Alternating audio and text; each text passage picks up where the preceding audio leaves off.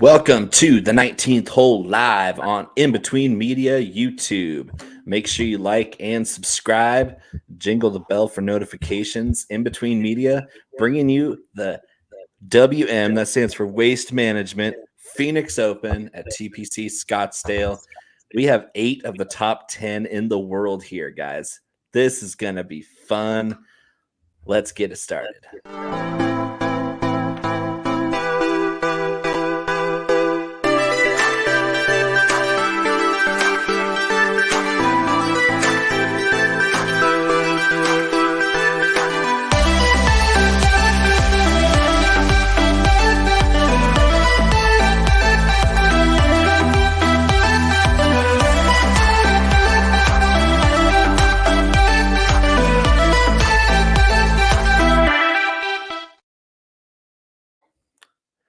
This is the 19th hole live. I am Bo McBrayer, brought to you as always alongside Conor Coughlin at Cough_DFS.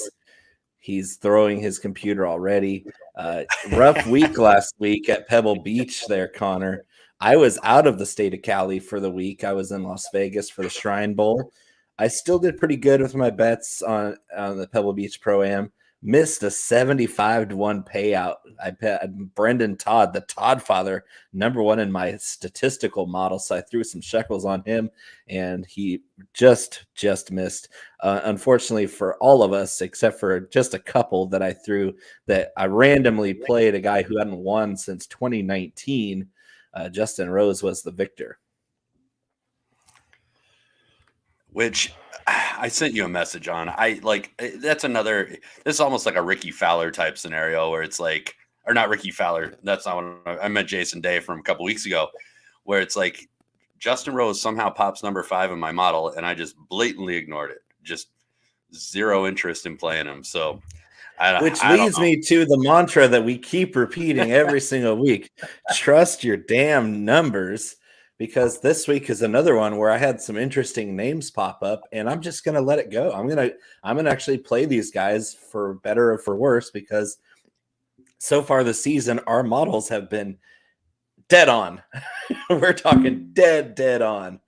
Well, that's they've led to some outright winners for us, but I mean, the guys that we really don't like to play have popped up a few times, and every time we fade them against our own numbers, it's come back to bite us.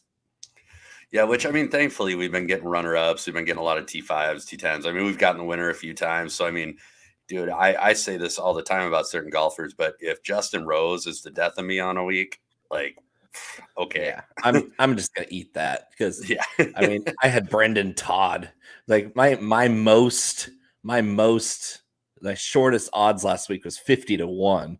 So I was taking all long shots. I pretty much peppered the whole field with buckshot and damn near nailed a bunch of them. All 8 of my guys made the cut, and then 4 of them were in the top 20, and that didn't even include Kitayama, who was the 36-hole leader before he fell apart in the final round. So I was feeling pretty sharp, even though I didn't win very much money. And fall apart did he, though? Yeah, he had a rough Sunday/Monday, but I mean, it was really encouraging for a guy like that to have a 36-hole lead. He'll learn from that. There were a couple guys up there. I mean, even the live bet that I threw out there kind of a little prematurely on Saturday. I mean, Novak was looking good. And I know you didn't like him, but it is somebody I brought up on the show last week. He was right there. I mean, if it weren't for me not being at home and DK populating the round 3 totals a little prematurely, he was sitting at 8 under when I wrote that column up. Immediately drops a couple strokes, and then just kicked off the next day and a half. Just hot fire. So thanks a lot, Andrew Novak. Yeah, great job, dude. Yeah, so, we're just gonna take the L on that. Just forget that I wrote that column. Yeah, let's go into more detail with Spin It Back here. I want to talk a little bit more about those bets that we had kind of in the middle of that pack, because we were really right on it, and it kind of will shed light on what we're going to actually attack in Phoenix. Let's hit that intro for Spin It Back.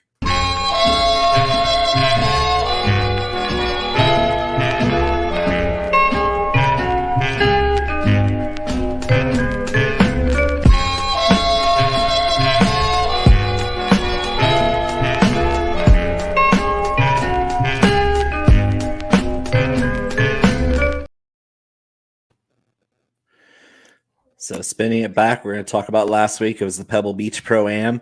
It spilled into Monday because, as we said right on the show, the weather can change on a dime in Northern California, especially on the coast. We had a squall come through, and it was crazy.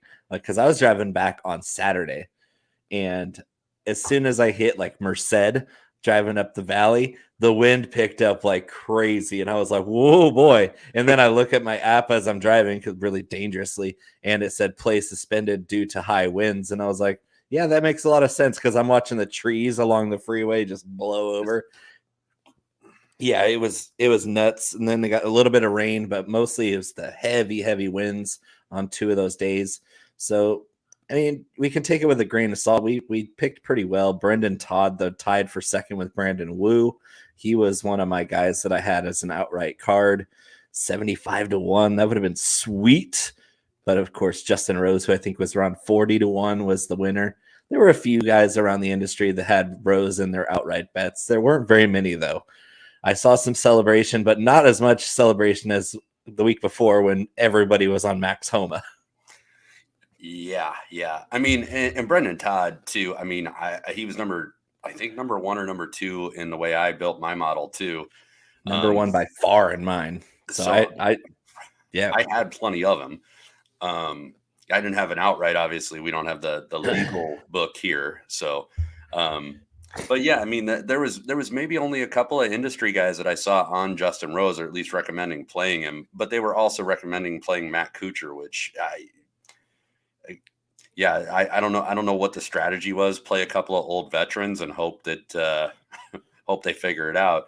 And I guess lo and behold, Justin Rose worked out for people. But that's like I said, that's one of those guys that killed me, and that's okay. I'll take that L gladly because 9 times out of 10 it's gonna go in my favor with Justin Rose. Yeah, and I had top 20. I had Mark Hubbard in the top 20. I had Seamus Power and Scott Stallings tied for 15th. And then, of course, Kitayama ended up tied for 29th with a final round 76. 36-hole leader. I was sitting pretty on Friday night. I was talking to everyone, and everybody at the sports bar in Vegas was like, oh, Kitayama, that's your guy, because I wouldn't shut up about him. What? You? What? No. I'm in Las Vegas telling everybody about the guy from Chico. And it was funny because on Sunday morning when they were playing most of that final round, they did a highlight because they interviewed Aaron Rodgers, also from Chico, California, because he won the Pro-Am with Silverman. And then they cut to Kitayama warming up for his final round. And they were saying, and speaking of Chico, California, I was like, hey, there's my guy. It was a NorCal celebration for all the ages at Pebble Beach, even though Kitayama did not look good in his final round. Did you see the save on 18 he made, though? The 5 he made on 18 from the ocean, basically. I have no idea how he saved par on that hole, but I was impressed. Yeah, I mean, I think there were a lot of good things about Kitayama this week, and I think it does go back to kind of what I said. I know that his time is coming. As a matter of fact, it may be this week, but I just didn't for exactly what was demonstrated. I just didn't think that he was ready for the pressure of being in contention with some bigger names, and lo and behold, I mean, he kind of cracked a little bit.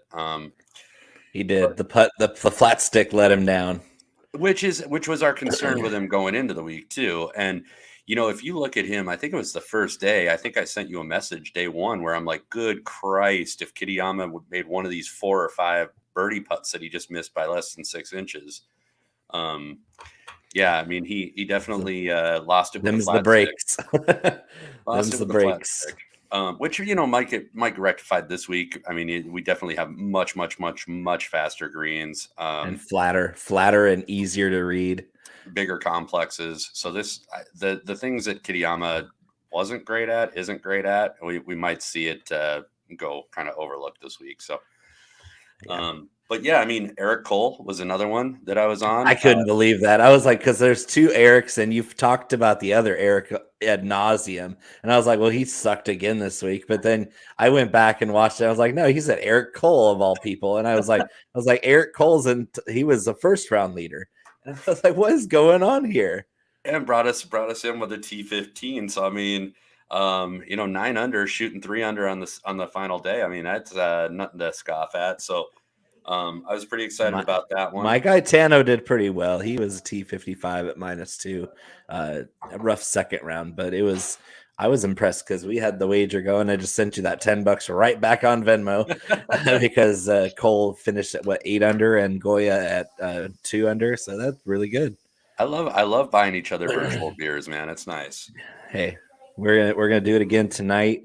We have a head-to-head going this week too. Now that we're both back in good graces with DraftKings app, they didn't like my geolocation switching when I went to the next state over, where DraftKings is not allowed.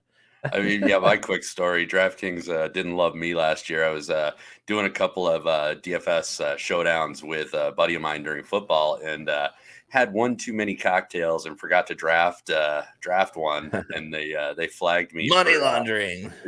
For essentially money laundering, and I was laundering all $20 a week. We were playing literally. We didn't want to play for money. We were just literally at the bar playing for a beer. So for all $7.50 that pot was, DraftKings. Jeez. Yeah, they went after me, but we're back in their good graces, and that'll be our head-to-head for next week. So we'll throw our lineups up and show everybody what we actually played and who whooped whose ass. Well, before we get into the betting side in the club twirls section, what are you drinking tonight? I think you got a dusty old bottle of scotch that's aged in bourbon barrels. Is that right? Yeah, I got a little Glenrothes aged in fresh bourbon casks. The cool thing about this is it's from about 6-7 years ago when Glenrothes decided that they were going to go the way of eliminating age statements. So what they were doing at that time was they were just literally walking around tasting barrels. The barrel could be 3 years old. It could be 300 years old. If they I like that ready, one. Bottle it. it went in the bottle. So I've got a whole series of these that are aged differently, and then I've got just the straight juice. And it's a cool bottle, man. I like to break it out every now and then. And it's for a scotch. I mean, it is super sweet to the nose, a lot of coconut, a lot of vanilla. So, oh yeah. Yeah, and I'm of course the traditional bourbon guy myself, and one of my favorite dailies that you can get around $35-$40 most places. Old Forester 1920, the Prohibition style, absolutely gorgeous on the nose, and then it's so silky smooth. The caramel notes are strong. It's got a little cherry and oak on the back end of it. Just a solid all around bourbon that you can't shake a stick at it because it's solid. It's 115 proof, guys. That's almost barrel proof. So they added a touch of water to open it up, and that's all it did. That's all they did, because this thing is as classic as it gets. And we've done, I think it was last season at some point, we talked about the Whiskey Row series, and man, do I love all those old foes, especially the 1910 and the 1920. Those are two of my favorite all time. So yeah, and they're two totally different drinks too. That's what I like about them, is they're so unique to one another. But yeah, I'm a 1920 guy. You're a 1910 guy. We'll go to war over that. which is crazy, because from drinking with me for years now, like I literally normally want the hottest thing I can get. If I can get 130 plus proof, I'm into it. But for whatever reason, that particular juice, the 1910, I like the less alcohol. So. Yeah, you're getting a little softer in your old age. Yeah, that's gotta be it. All right, let's move on. Let's do some betting. Let's talk about the course, but let's run that club twirls.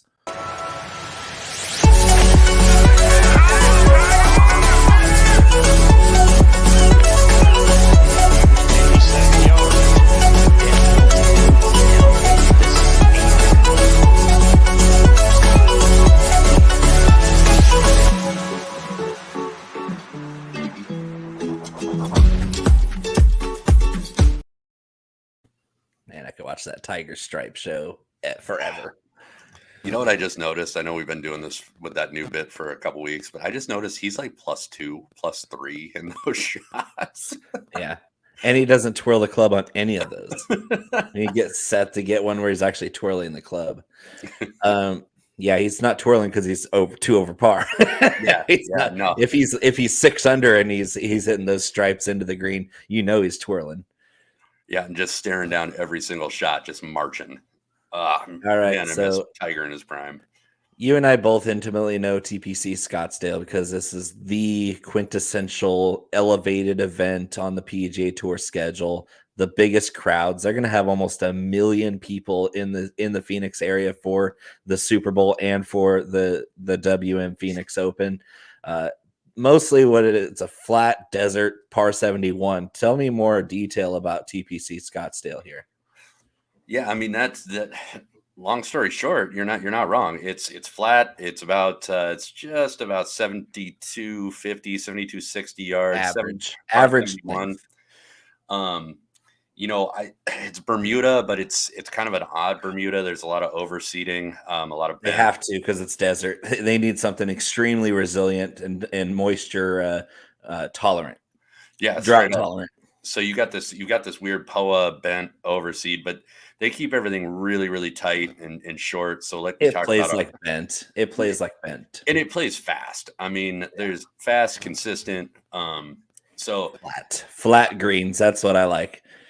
And no putting contest. What are they? They're probably about 50-60% bigger than last week. I mean, seriously, they're significantly larger green complex. Well, you're going from the smallest greens on the tour to top 10 largest greens on tour.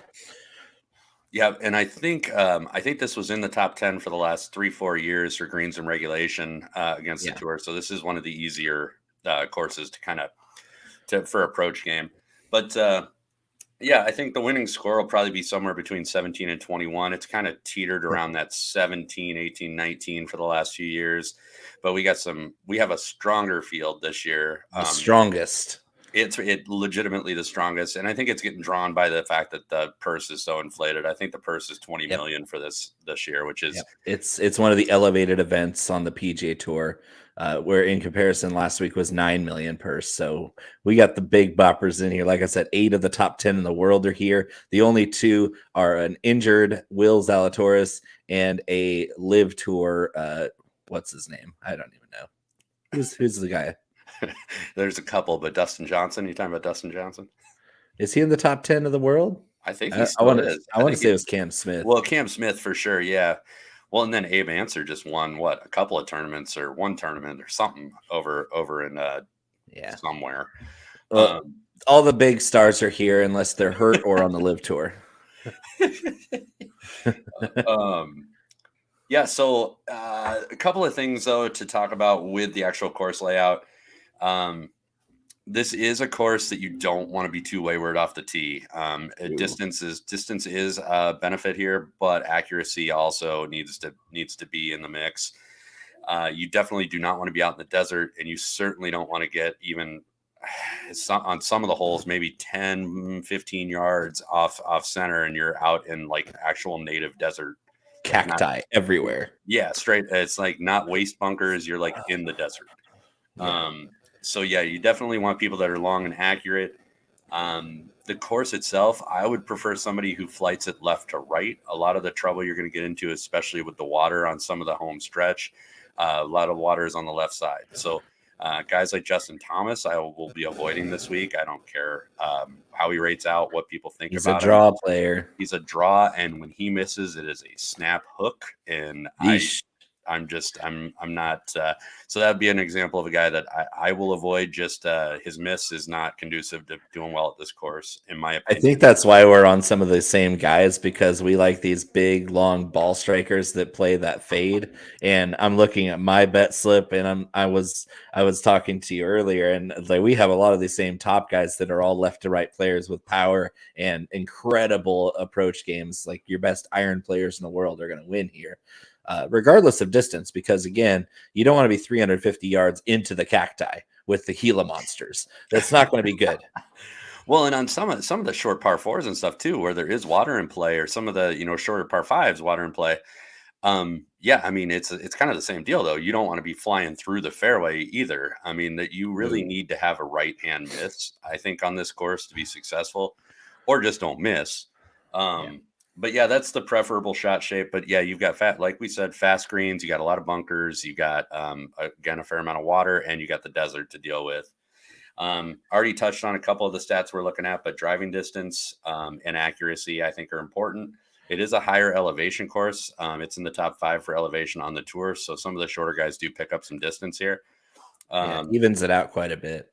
Yeah, I wouldn't say it's like an equalizer, but some of the guys that you would consider like to be significantly shorter are still going to be able to make most of the par 5s and 2.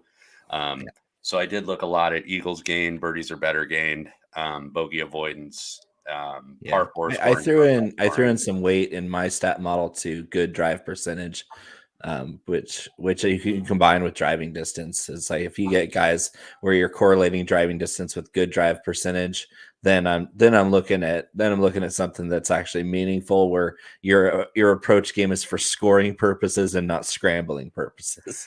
Yeah, and I did look at fairways gained. So I mean, I'm kind of a similar metric. And then, like I said, par 4 scoring, par 5 scoring, and then par 3 scoring. Almost all the par 3s on this course are over 180 yards. Except for the stadium. Which is its own beast in its own way. Oh, I don't care. Fun. So fun. It's amazing, but I don't care how stout you are with your iron game. Like that place. That's a pressure shot. That's just a pressure shot. Place can 124 yards. It's like 7 at Pebble Beach, where everybody in the world anybody with a lower than 10 handicap can hit a wedge shot into a par 3. But when you're either at Arrowhead Point, Pebble Beach, or you're with 40,000 drunk ASU students and people around the stadium hole, it's a gap wedge shot, but it's also the most pressure you're probably going to find on the PGA Tour. Oh, and those assholes have been there since 5:30 a.m. because they are hammered to get there. The other thing, though, that I was going to say, and it does tie into the stadium hole, is this is one of the very few courses in a calendar year that I will actually look at course experience a little bit. Yeah. And especially like tournament experience, because this is by far and away the loudest, rowdiest, most heckling like fuel. And it has a strong correlation effect. Like we've seen the same guys compete here year over year, and it's really hard to predict who the first timers are that are going to do well. Like last year, it was Theegala that came out of nowhere to contend here because he really embraced that crowd. He wore his Pepperdine jersey, and everybody got to know Sahith Theegala last year when he was in contention, top 5 finish. But it's easier to predict who's going to do well here if they've done well in the past. And though, that mentality and that vibe and that energy, this screams Tom Kim. This just screams Tom Kim. Sets up good for him. He's a whole vibe himself. So yeah, we can go ahead and get into the betting odds and what we're looking at. Go ahead, Bo. Jon Rahm plus 650 is your favorite ASU alum. He's finished in the top 15 every single time he's played in this tournament, but he has yet to win this tournament. So take that for what it is. The pressure might get to him because he's hit some really bad shots in really key spots here where he should have been the favorite to win. And top 15 for Jon Rahm is not good enough with those odds. Like we're not looking at a guy who is going to be a top 10 bet. He's a win or bust type play. And at 6.5 to 1, I need him to win. And he did pop up as number 2 on my model. He's a spectacular golfer. Again, though, I'm going to be the dummy that fades Jon Rahm in DFS because he's too chalky, and in betting because his odds are too short. I'd rather play Rory at 8.5 to 1 because Rory is scorching hot. And the last time I watched him play, he was driving Patrick Reed's stupid face into the desert sand in Saudi Arabia with an absolute ruthless performance on a Sunday in Saudi Arabia where he buried him and won going away. I think Rory could win this thing by 5 strokes. That's how good he's playing right now. And Phoenix is definitely not too big of a stage for Rory McIlroy. He's the world number 1 for a reason. Yeah, I mean, so Rahm was interesting for me because I ran my model 2 different ways. I ran it on a short spectrum and I ran it on an incredibly long spectrum. And I couldn't get Rahm to fall into my top 5. And I think that I'm trying my very best to not have like visual bias to Jon Rahm. Like I watched him play really well over the last couple of tournaments. And he does he looks hungry. I mean, he looks probably in some of the best form in quite some time for Jon Rahm.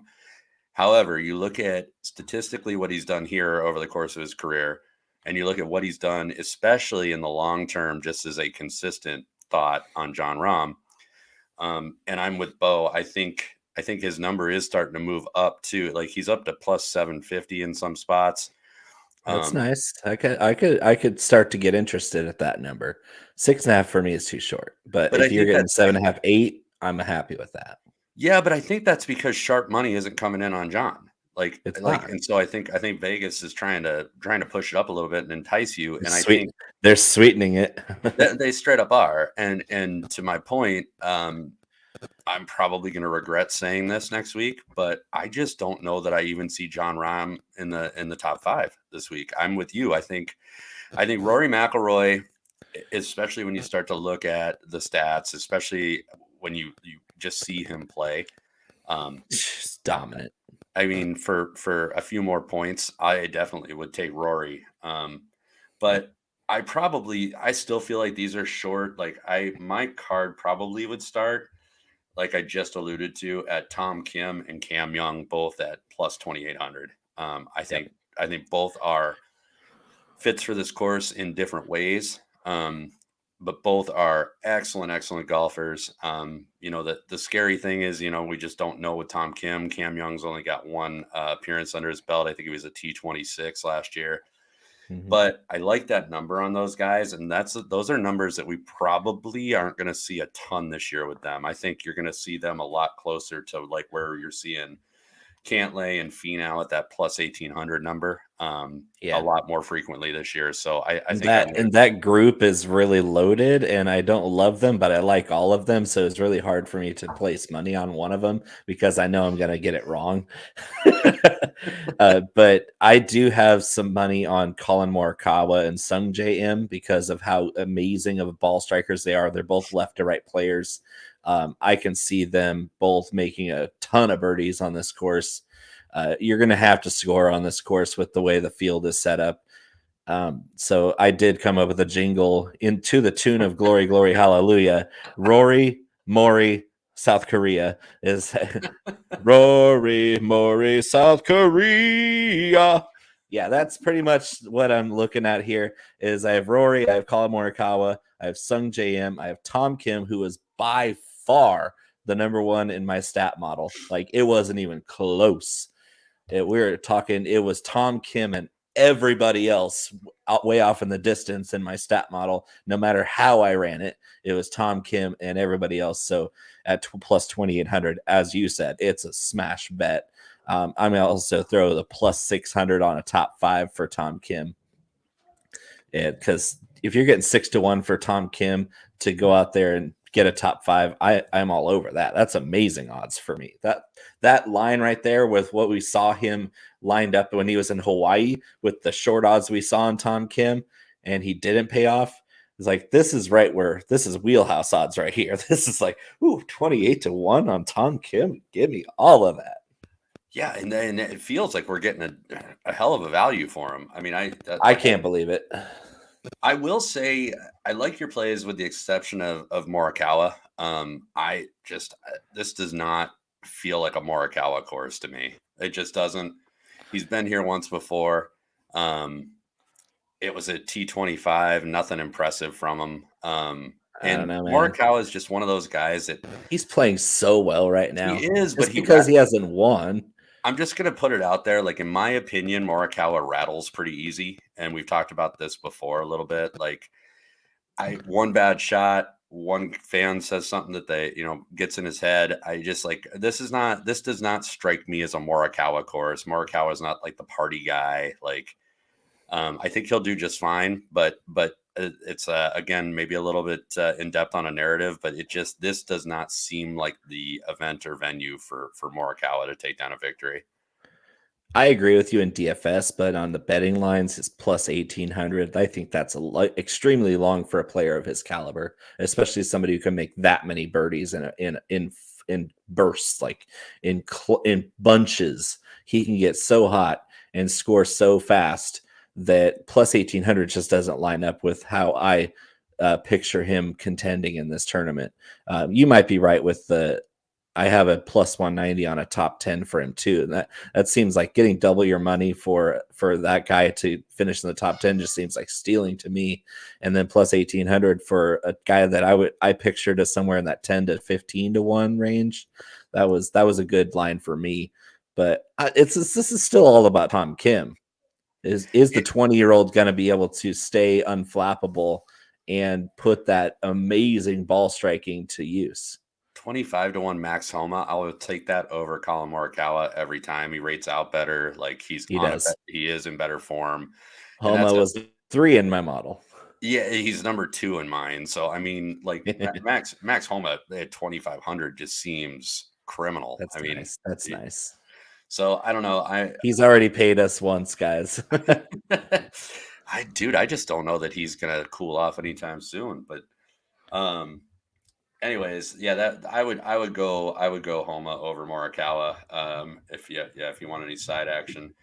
But then dropping all the way down, the next 2 guys that I like and I think actually have legitimate chances at winning here. Taylor Montgomery at 50 to 1. Oh, we're back on the Taylor train. Absolutely, we are. The guy is nails. He's almost. I can almost lock it in now. He's going to be PGA Rookie of the Year. Taylor Montgomery is excellent golfer. 50 to 1 for a guy that's been coming in the top 10, top 20, and almost everything every week. And then Shane Lowry. This is a course that I actually think sets up super well for Shane Lowry, and you're getting him at 60 to 1. So I want to like Shane Lowry, but he came in like 31st in my model, and so I was a little bit hesitant to lay money on him. But as far as DFS, I'm with you. Like a little teaser. Shane Lowry is one of my favorite DFS picks because he's so underpriced. It's not even funny. Oh, dude, I'm so heavy on Shane Lowry this week. Like I love Shane Lowry. There's gonna be a lot of Irish in my lineups this week. Irish. Oh, you got some Seamus too in there. I do. So I have more South Korea. Like I have Sung Jae and I have Tom Kim, but I also have Siwoo Kim because again, top 10 in my model.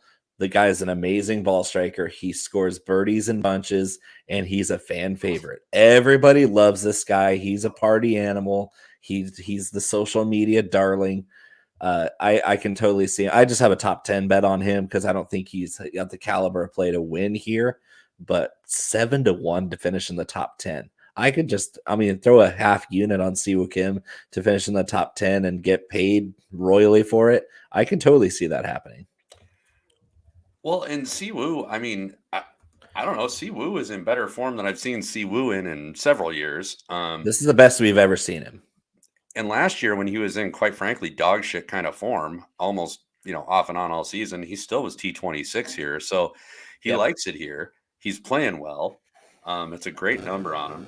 And then when we get over to, DFS, even 7,800 on DraftKings, I mean, it's still, I think, a good number for Siwoo Kim. So yeah, I do have a lineup with 4 Koreans in it. I can't help myself.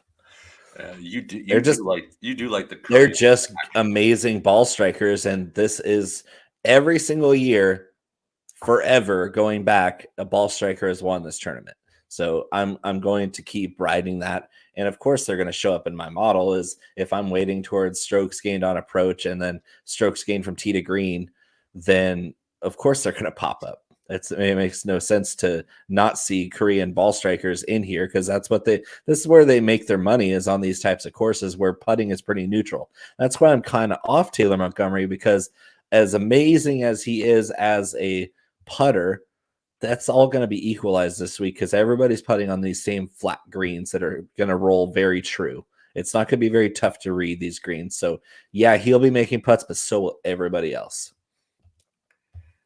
We'll see, man. I honestly like Montgomery. I just don't love him. Good putting is like evergreen. It's universal. It's universal. Like good putting is evergreen. And this guy. And when you're the best putter in the world, like Taylor Montgomery, yeah, I get it. There's a reason I like him, but there's also a reason I don't love him because when you go from tee to green, he's not quite as good. That's fair. It's fair. I like riding hot hands. I think Taylor Montgomery's got a hot hand is all, but I do like your Asian or your Korean tip. And I like KH Lee, who has excellent history here. I had a T2 in 2021. Yes. And I think he was T25, T26 last year. So KH Lee, who's not the most incredibly consistent golfer, Panda. certainly is consistent here. The Panda is definitely in my 4 Korean lineup. Yeah, Tom Kim, Sung J M, Siwoo Kim, KH Lee. Yeah, those are the 4. KH Lee, again, top 15 in my model. More of a DFS guy for me. The outright bet that I'm putting the most faith in as a long shot, Joel Damon. Bucket hat. Ball striker extraordinaire. Why not? 150 to 1. Are you kidding me? I do like that number. That's amazing. I couldn't believe it. No, dude, and if memory serves me, I mean, he does okay here too. I can't remember how many times he's been here, but I'm doing the trifecta bet. I have 150 to 1 outright. I have 11 to 1 top 10 and 4 to 1 top 20. Wow. So you love you some bucket hat this week. Bucket hat is doing it this week. I'll die trying because it's funny that it just lined up where Joel Damon, I think, was 6th in my model over this whole field. And I was like, okay, I could get down with some Joel Damon because, again, social media darling. The crowd loves the bucket hat. He's a party animal. He's friends with Max Homa and all these guys. Like, these guys are going to be they're going to be living it up in Scottsdale this week. I can totally see him continuing to play Scottsdale well, and the odds are insane for him right now. Yeah, and I mean, he does rate out like 13th in my model statistically. So I mean, I do like him. I'll check some ownership before we get into the next segment. Sure. But he's dirt cheap in DFS. Yeah, and that's the only thing that I worry about is when we get over to that segment. But the last guy that I was going to throw out there, and it's strictly recency over the course of the season so far, is Hayden Buckley at plus 25,000. So 250 to 1 for Hayden Buckley, who has been contending, has been scoring, is playing out of his mind. So I just, as my long shot, that's probably the one that I've got some faith in down there, getting into that 250, 300 range. Yeah, and a guy, my last guy is 200 to 1, Scott Stallings. For whatever reason, I mean, he's been really solid all year. He was solid last year, and 200 to 1 for a guy that I had in the 80 to 100 to 1 territory. That's just a missed line. Like, as I handicap these guys myself before I even look at the lines on DraftKings Sportsbook or on MGM, is I'm setting my own lines for everybody. And then I go and look and compare, and the ones that are way off in my favor are the ones I bet. And Scott Stallings at 200 to 1 just makes no sense. And then even a top 20 bet on Stallings pays 5 to 1. Yeah, and that's actually probably where I'd live. There's way too much firepower, I think, for Stallings to win, but I definitely think he's got a T20, T10 in him for sure. And he's the kind of guy we've seen contend in these sorts of events, though.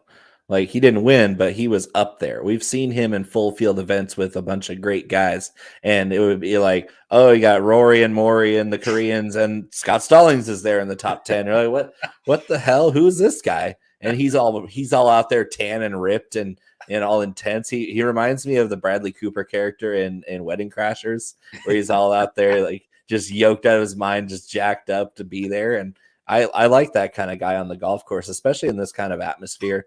Scott Stallings, for whatever reason, I just can't get enough of, because the lines are just disrespectful at this point. I'm pumped. Let's kill some birds.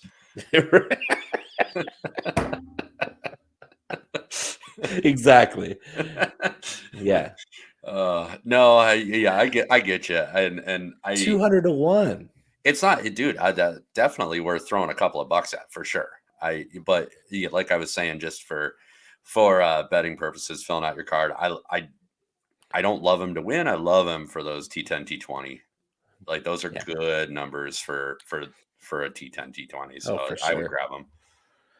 All right, you ready to do some trunk slams? No trunk slams like last week. I know you were slamming your trunk last week. I was slamming everything last week. All right, here we go. The club is well. This would be a wrestling slam.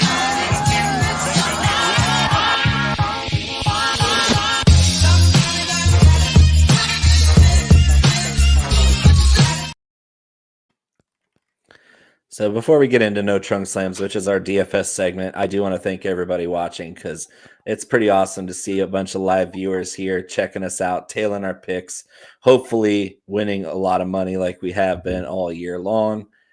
Make sure you like and subscribe to the IBT Media YouTube page so we can keep this rolling, keep hot. Even though I was quite a bit stronger on the DFS side last week, didn't play a lot of it because I was in Nevada, and they don't like it when you play DFS in Nevada. Conor had a rough DFS week, but it's okay because he's had so many strong weeks that we are allowed to take a week off, especially at Pebble Beach, which was a total crapshoot. Yeah, and to your point about anybody watching us and hanging out with us, like Bo and I are super accessible. DM us on Twitter if you got questions about your lineups.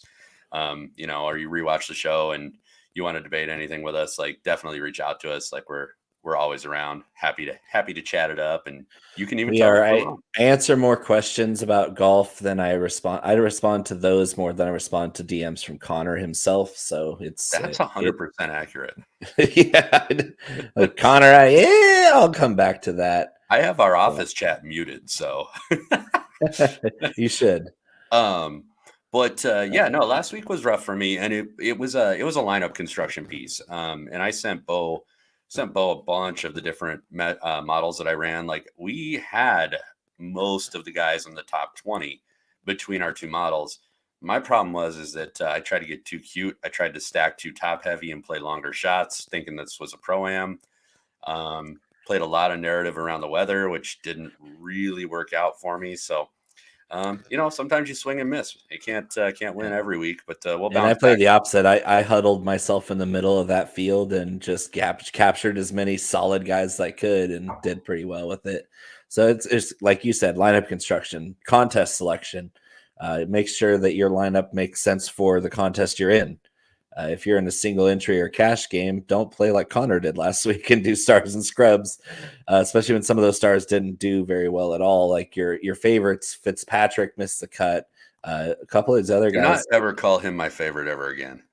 No, and really, what we were off of him because of ownership, and you didn't like him because I will never bet him. I will never play him. He will not win this year. And that looked good on you last week because I liked him in my modeling, and then I decided not to play him because of ownership. And so that's kind of what I wanted to get from Conor, because Conor's got him and I both have very similar statistical models that build our player pools, but he's got access to sharp ownership that lets us find those nice little leverage spots. That's the really important part. In PGA DFS, it's all about leverage and playing the guys that are going to do well that nobody else has. Like your Eric Cole pick last week, money.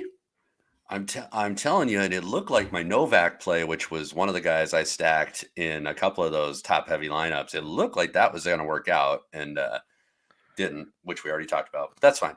Yeah, if you combined our picks from last week, you would have won millions of dollars. All of the money. I mean, all the monies. You would be retiring. Thank God that I gamble on League of Legends video games. Otherwise, I would have no money in my bank.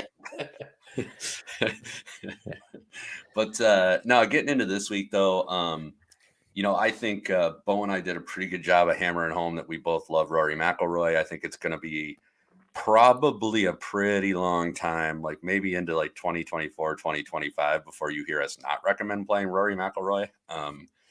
He's just going to go out and storm the PGA this year. I'm really excited to watch it. I love watching him. Beautiful golf swing. Great steward of the game.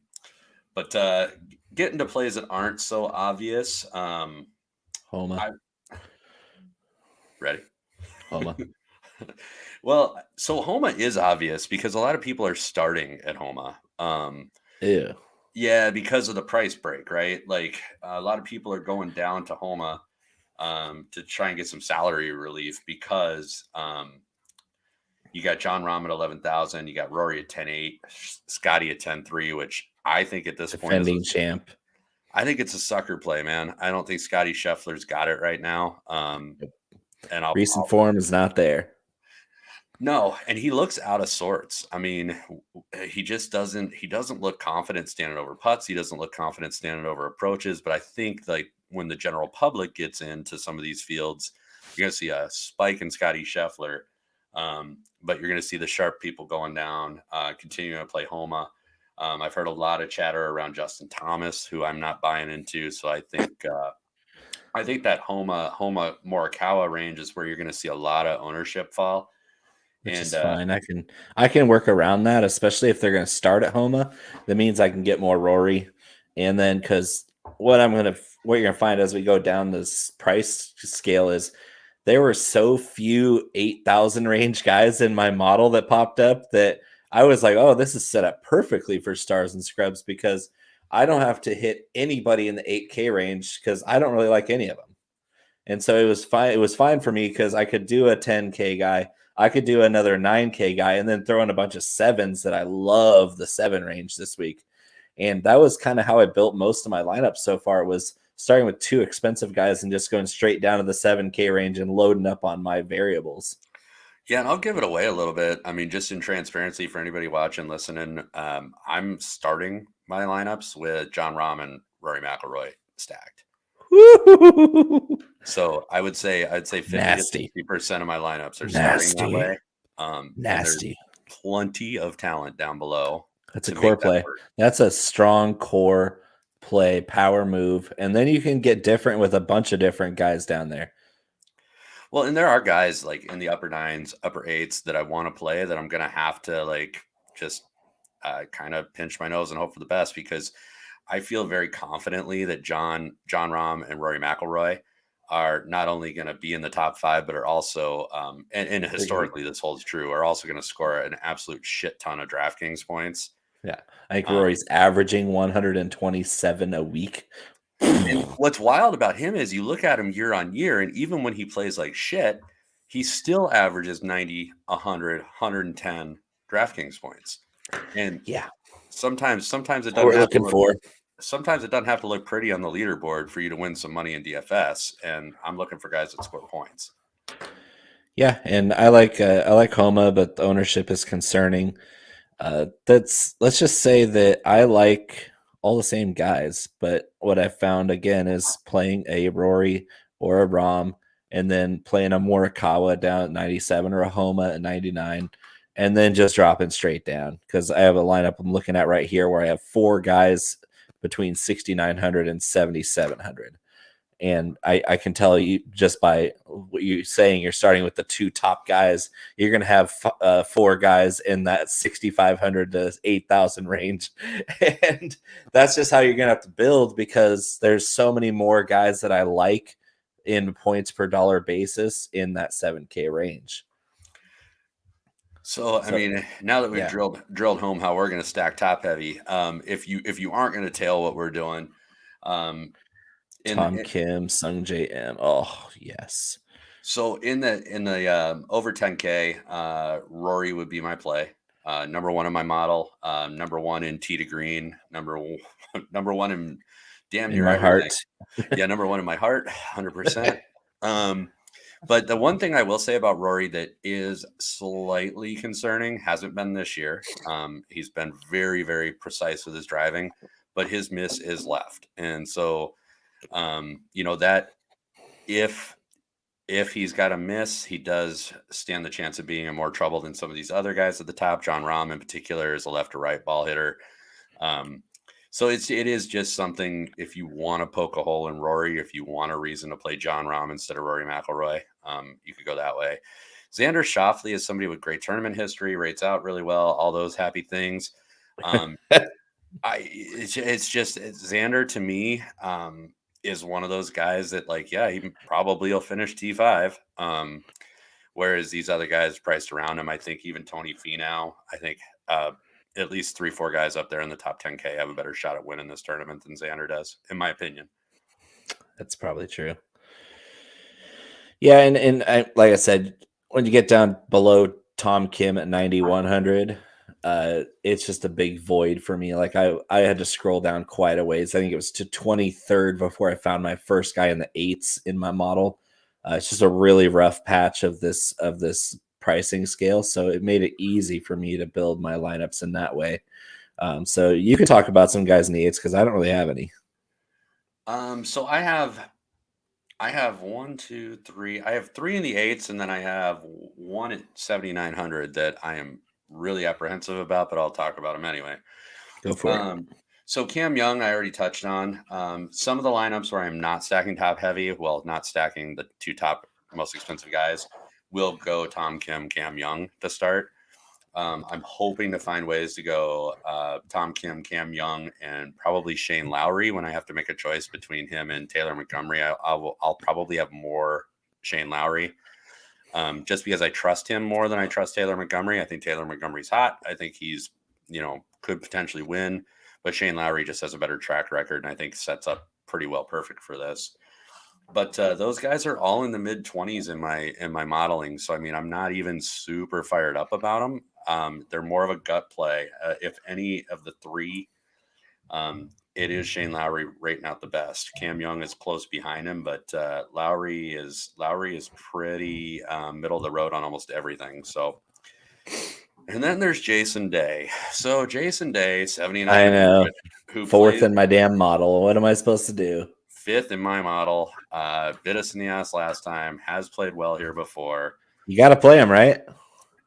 I will be playing Jason Day this week. Yeah, I will be playing quite a bit of Jason Day this week at 7,900. Just hold your nose and pray. Oh God, it just makes me on a week that I want to have a bounce back from the previous week. I wish I didn't have like such a blaring beacon saying play Jason Day. Right. But I'm going to trust my analytics. I'm going to trust Bo's analytics. You guys do what you want. But 5th in my model, he's number 5 tee to green overall. He's number 2 in par 4 scoring, number 1 in bogey avoidance over the last 24 rounds, which is, I can't even say it straight faced. And he's number 8. Remember what 5 years ago, we're talking the best ball striker in the world for a year over year stretch where when he was hot, he was otherworldly from tee to green. And he's back. It seems like he's back. The vertigo, the back spasms are all ancient history now. I guess we got to be back on the Aussie. And I love it, man. I like nothing would please me more than having him rostered, having him on a betting slip, and being able to cheer for him on Sunday. Like I love Jason Day. Yeah, but it scares the piss out of me. And his short game, which used to be nails. His chipping is not there. His around the green game just not where it once was. His putting is okay. But surprisingly, it's really been just the overall from the tee to getting to the green that's been pretty stellar. So 7,900 Jason Day. Yeah, do it. Have a lot. I'm all for it. So yeah, that's I like the 7s a lot. I mean, you have, for some reason, because it doesn't require any stretch of the imagination of good putting. Corey Connors is back in play this week. Seamus Power is back in play this week. Seamus Power just makes a ton of birdies. He just makes a ton of birdies. He scores a ton of fantasy points. Somebody has to help me though on Corey Connors. Why is he 16+% owned every time he tees it up? I don't know. If he's going to be that, I'll just fade him because there's so many guys I like in this area. I hate playing Corey Connors. And so thank you. You just told me that I shouldn't play him because he's too chalky. See how I did that? Seamus Power. Aaron Wise is playing great right now. Tom Hoagie. It's another Tom Hoagie week because he's the best approach player on the planet. And he can't putt to save his life. It's the worst short game I've ever seen. But from tee to green, he's amazing. Dude, his approach is not even number 2 isn't even close. It's way out in front. Yeah, so on a course where we're saying that every year a guy who's really good on approach wins, Tom Hoagie week is back upon us at 7,500. That's a steal. Killer Keith looking great these days. I don't know why, but I'll keep playing Killer Keith. And Russell Henley, an amazing ball striker, can't putt to save his life. He's back in play for DFS. The Postman's back in here, JD Poston. Kuchar's modeling well, but he's playing like crap, so I'm not going to play him. There's so many guys in the 7s range. I'm just going to speckle throughout my lineups. Even Joel Damon, I mentioned him before. 7,100 is an absolute steal for a guy of that caliber. I have 2 down there that I was going to throw out because they are pretty good leverage plays.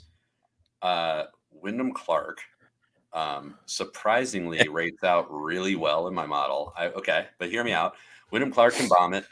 His miss is right for this course. His approach game's actually been pretty all right.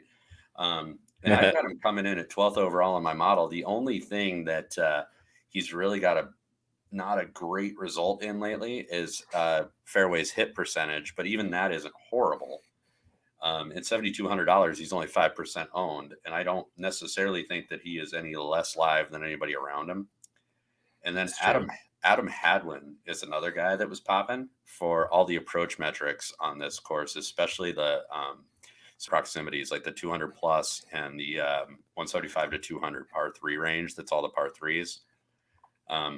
And somehow he's number 3 in this field for shots gained on par 5s, which I would not have expected. Yeah. That doesn't make any sense. Now it's over the last 24. I'm not saying that like that's his career, but lately like that's what he's been doing. That's wild. Low owned. Hey, sometimes that's all it needs.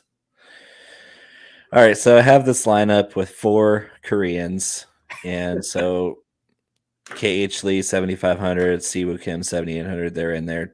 Kim and M, and then I'm left with. If you start with those 4 guys, you have 8,200 for an average of the last 2 players of that piece.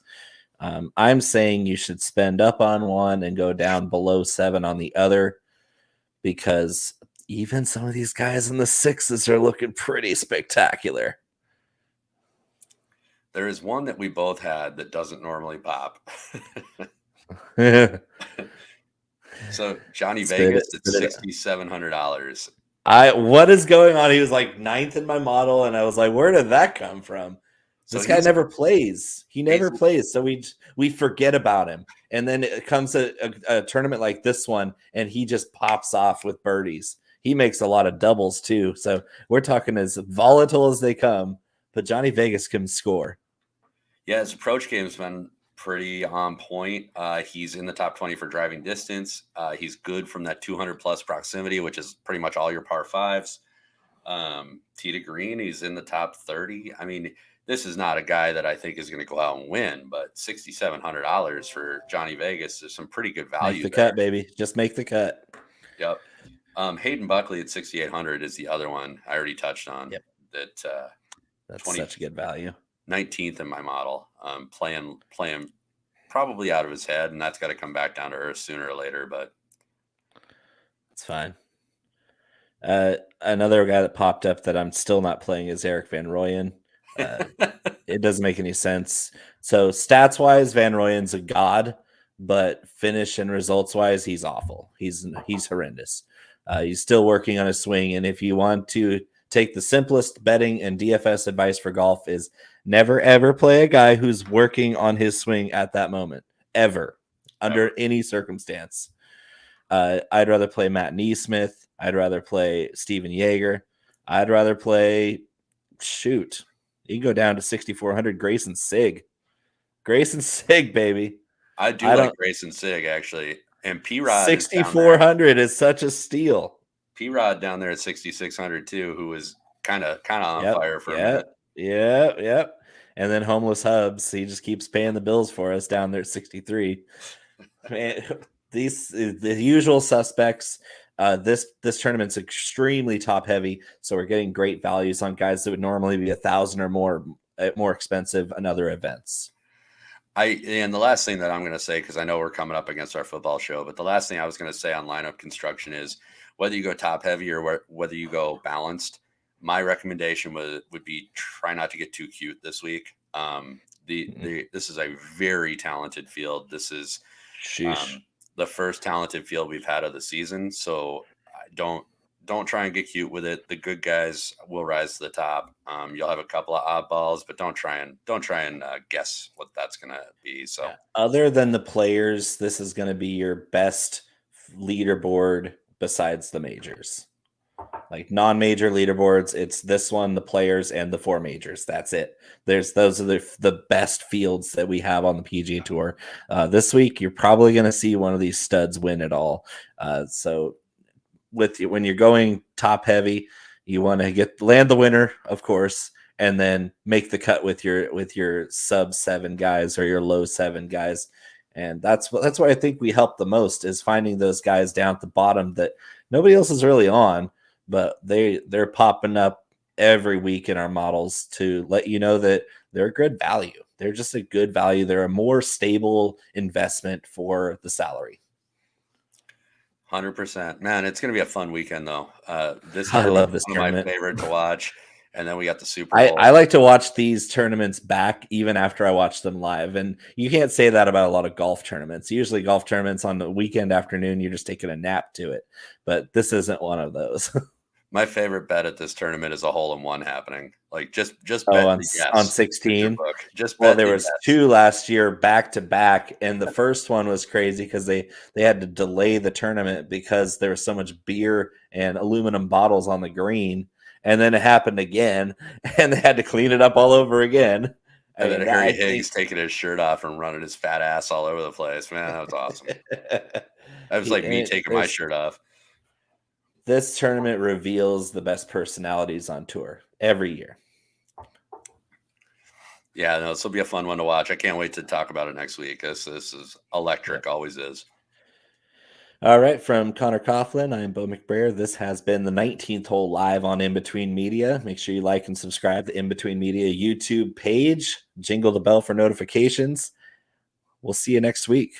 Best of luck and get to cashing. Your destination for both some feel-good lifestyle advice and... That's the wrong one. Almost made it through a week.